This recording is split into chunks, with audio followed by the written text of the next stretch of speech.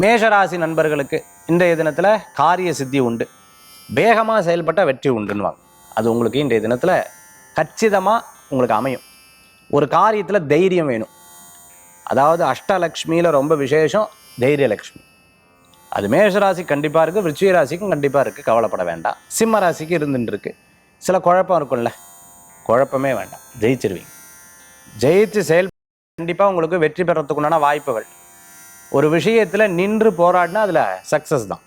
அந்த மாதிரி இன்றைய தினத்தில் இருந்தால் நீங்கள் சக்ஸஸ் இருக்கும். செய்யாத தப்புக்காக தண்டனை இருந்துட்டுருக்கோ திருப்பியும் அதுலேருந்து ரிலீஸ் ஆகிறதுக்குண்டான வாய்ப்புகள் நிறையா இருக்குது. வாலண்டியராக ஒரு ப்ராப்ளத்தில் போய் கலந்து கொள்ளக்கூடாது.